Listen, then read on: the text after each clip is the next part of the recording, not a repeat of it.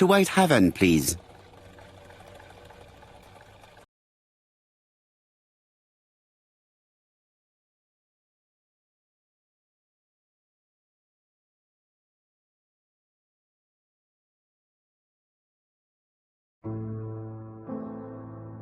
Cust's arrest is a great success for you, Poirot. It's all clear now, except maybe one or two details. Details. Ah, mon ami. The devil is in the detail, as we say. Excuse me? Patience, Hastings. Everything will be clear once our guests arrive. Best be prepared. Slip a revolver into your pocket before they do. A revolver? But Poirot, what are you afraid of? Trust me. It is important you carry a weapon for this meeting. I will lend you mine. What about telling me what you have in mind? Surtout pas.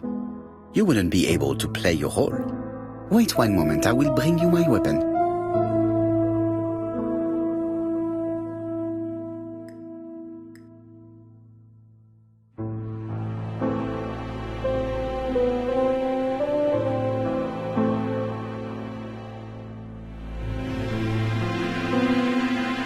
Churston, Devon, population 500 inhabitants. Hourly of trains. London, Churston. Trains of evening. London, 6:45 p.m. Newton about 11 a.m. Churston, 11:45 a.m. London, 11:45 p.m. Newton about 6:08 a.m. Churston, 7:15 a.m.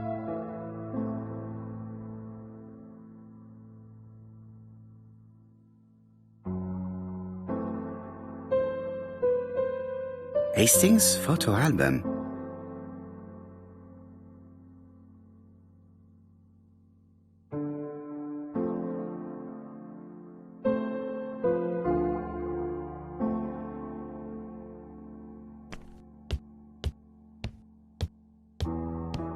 What about telling me what you have in mind? Surtout pas. You wouldn't be able to play your role. Wait one moment, I will bring you my weapon.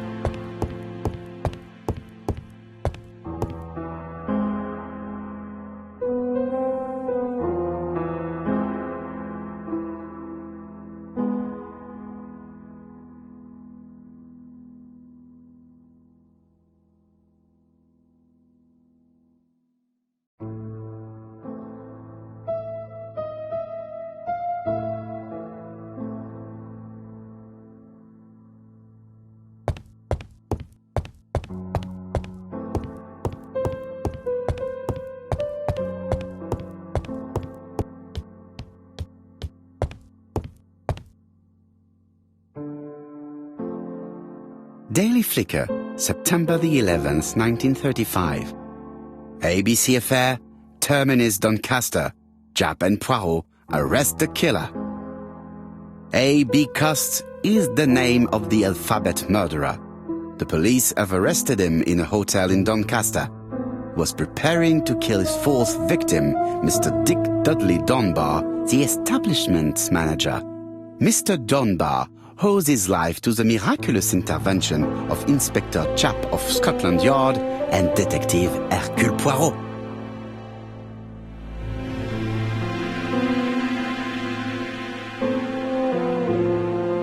The Lancet, September 11th, 1935. General Medical Journal. The alphabet murderer is not psychotic, according to Professor Thompson. In an early issue, we claimed that the alphabet murderer was not psychotic. Our assertion has just been confirmed by Professor Thompson, a Scotland Yard expert, who has spoken to the prisoner at great length. Not all obsessional killers are psychotic, he explained. It is true that Cust has a disturbed personality and memory disorders. But his amnesia, whether real or pretended, does not alter the fact that he was perfectly lucid at the time of his acts. Therefore, he will not escape punishment.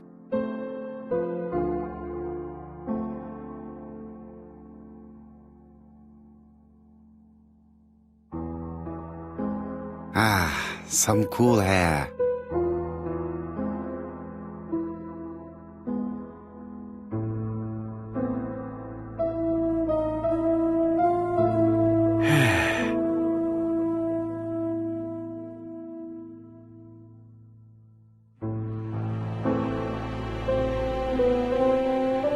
It is not the right time.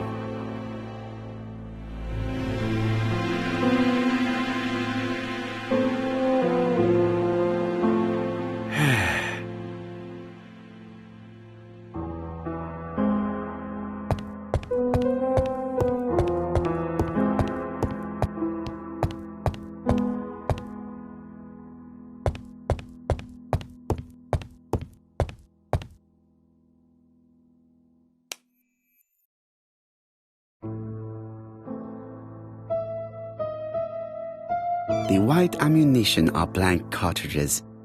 The others are real bullets.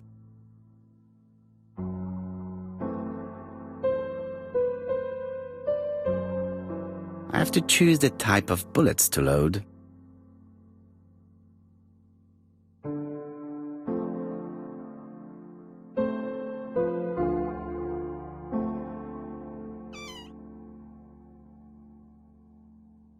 The white ammunition are blank cartridges. The others are real bullets.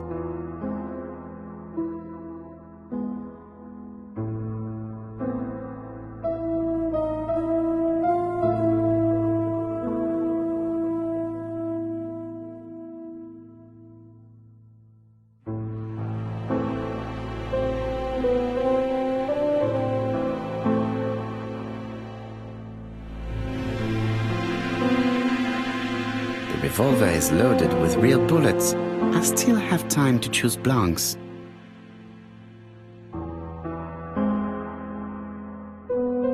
The revolver is loaded with blanks. I still have time to choose real bullets.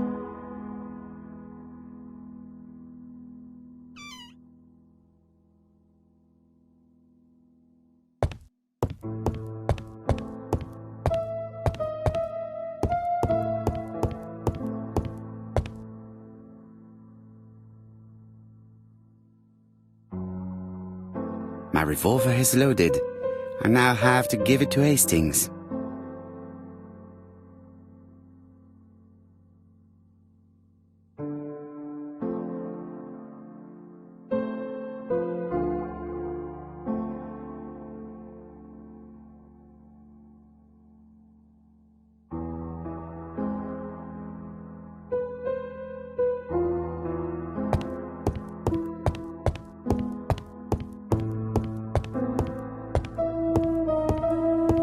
What about telling me what you have in mind? Surtout pas.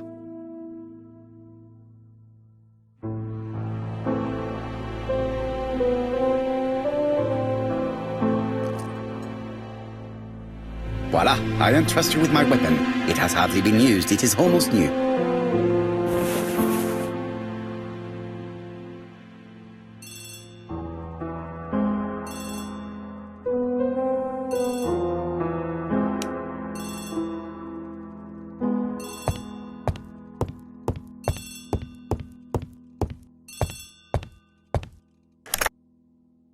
Chief Inspector, is that you? Yes. Sorry, but we haven't found anything. Have you checked the typewriter? And the packaging, the letter, and the ribbon reel. We've only found prints left by Cust and his landlady. Well, never mind, I shall make do. So, are you still going to hold your meeting? Of course, Chief Inspector. I can hear my guest coming up the stairs. Why have you brought us here, Mr. Poirot? Since Cust's arrest, I thought it was all done and dusted. Miss Gray formally identified him, as well as Miss Barnard. Yes, and the stockings he saw drove the same brand as the ones found at my aunt's. This is all true. However, a case is not closed if some questions remain open. And one question is, why did the murderer send me his letters? Why did he challenge me, Hercule Poirot? Perhaps he wanted to play with you, to taunt you. Xenophobia? Maybe he didn't like you because you're foreign. I may be wrong, but maybe by provoking you, he was looking for glory? All these theories should be studied. Let us now try and get our brain cells to work.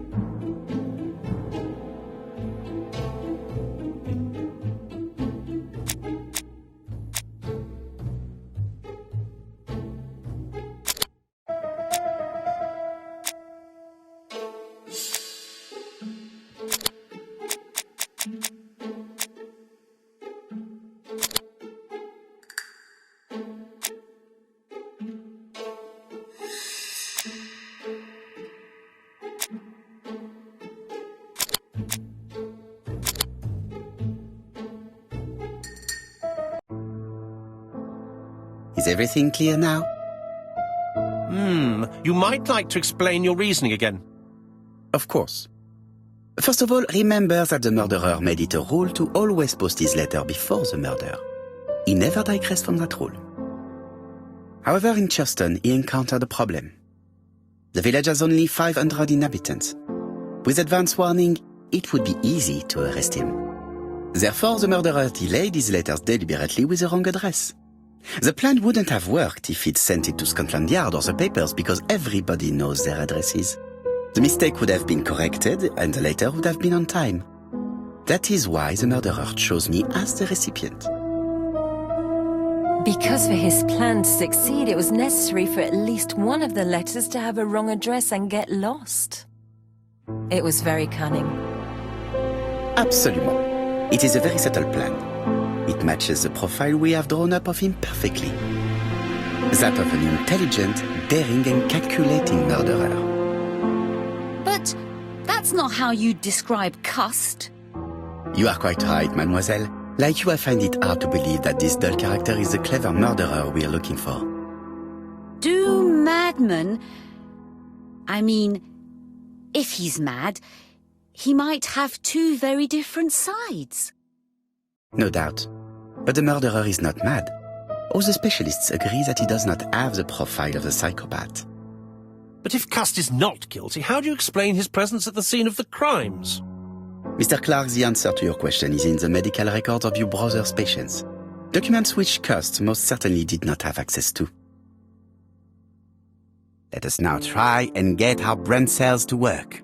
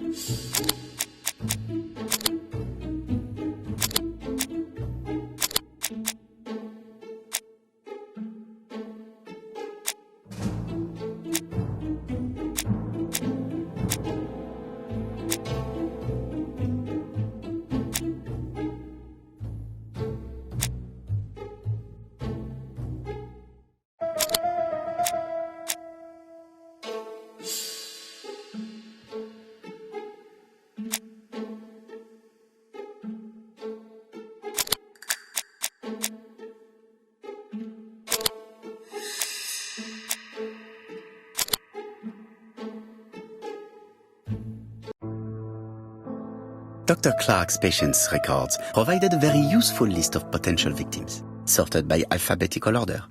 The killer definitely used it, explaining the fact that all the victims were former patients of the doctor. It is this fact that clears Cust once and for all, because he never had access to these records. So how did he happen to be at the scene of the crimes? Either the murderer sent him there, or Cust was following him closely. Cust's highly suggestible nature leads us to the second hypothesis. The murderer was manipulating him. He systematically sent Cust to the towns where he was going to strike, so that the suspicion would land on the poor man's shoulder. That's evil. What sort of killer could have such a plan? And what would he gain from 3 completely different murders? Indeed, it seems unlikely that the same murderer committed all the crimes. What should we take from that?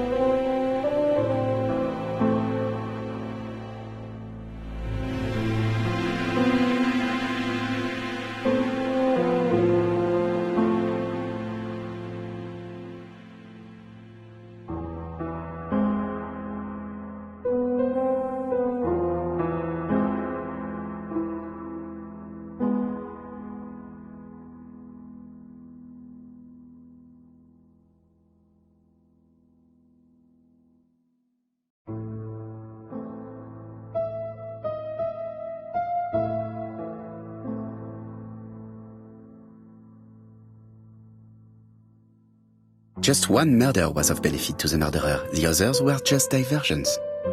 On reflection, there is only one conclusion. The murderer killed once out of interest, and twice to divert our attention. This reasoning points at 2 potential culprits. Franklin Clark. Donald Fraser? Yes, mademoiselle, that's good thinking. Mr. Fraser may have killed Betty out of jealousy.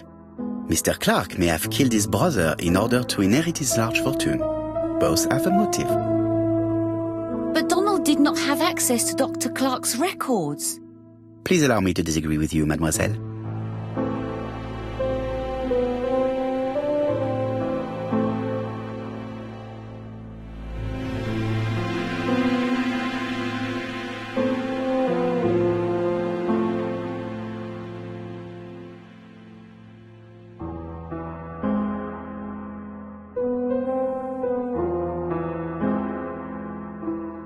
He works for Court and Brunskill, one of whose clients was Sir Carmichael.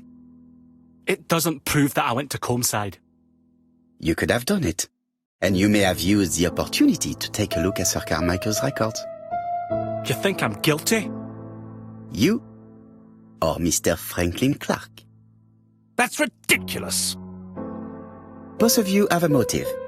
The question is, which of you has the profile that most resembles the murderer? Let us now try and get our brain cells to work.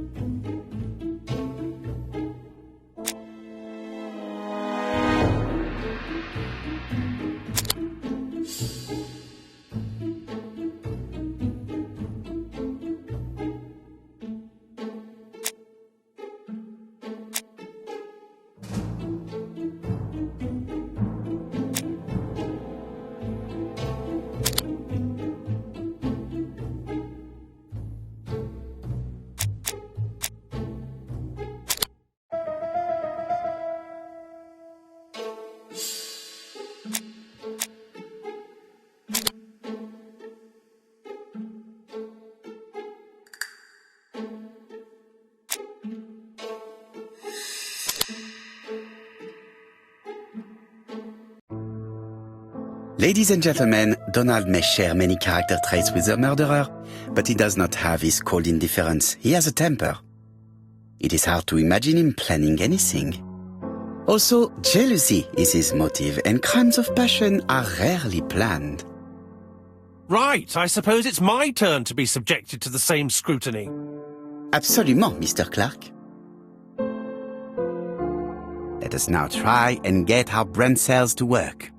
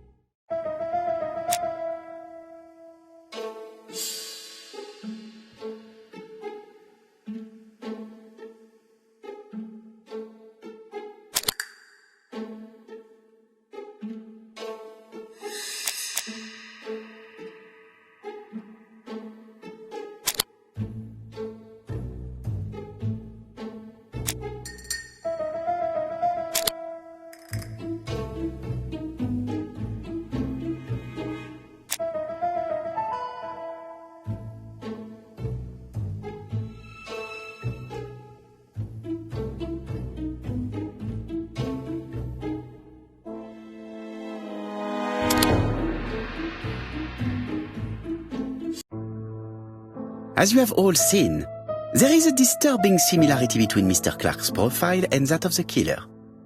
In actual fact, it is exactly the same. Mr. Poirot, your psychological studies are interesting, but your conclusions do not add up. Why would I have wished my brother's death? The inheritance is lawfully mine. I just have to wait. No, you had to act quickly.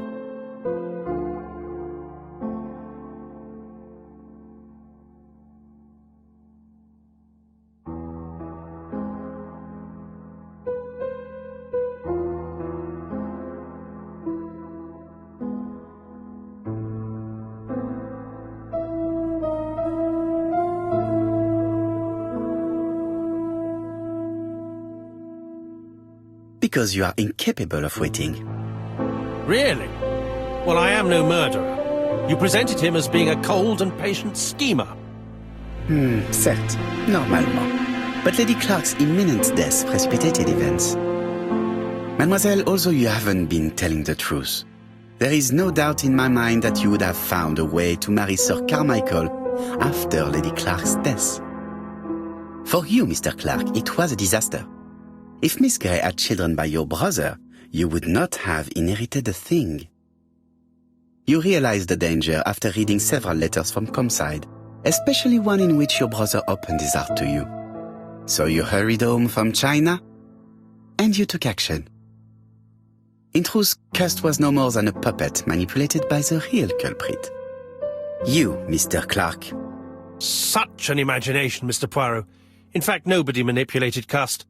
The famous instructions he received by post. He wrote them on the typewriter. We know that for sure. Oh no. You know perfectly well. That is not true. Eh bien voilà. Light has now been shed on the ABC murders. Your theories are ingenious, but you haven't any proof. One point to him. For the moment, I have no material proof. Either I admit to it, or I bluff.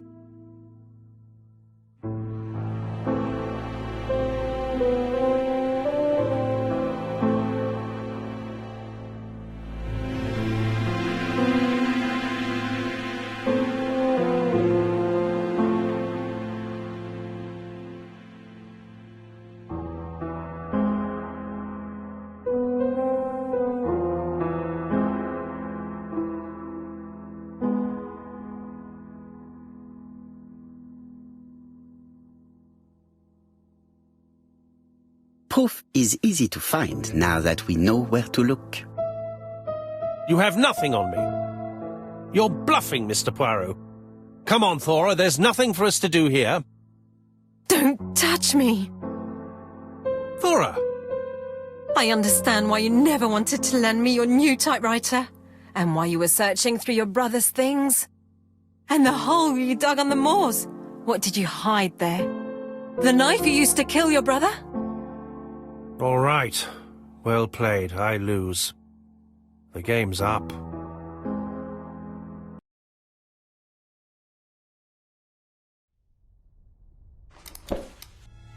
Don't come near me! I'll never let you take me, Mr. Poirot!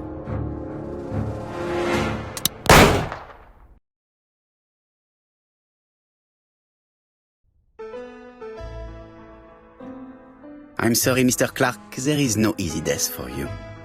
I expected your reaction, so I used blanks. I'm sorry, mademoiselle, but your second chance has been lost. Franklin Clark will never inherit his brother's fortune.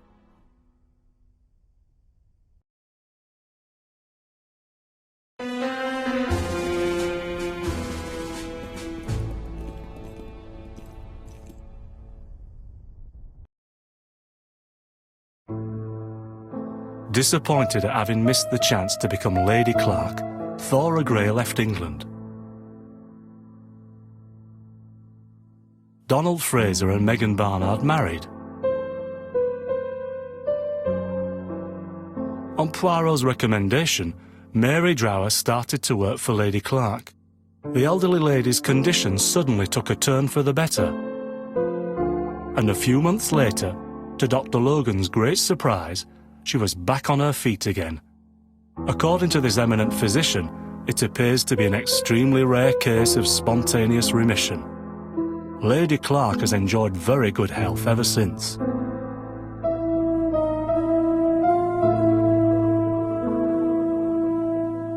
Journal of an Innocent, the incredible story of ABC.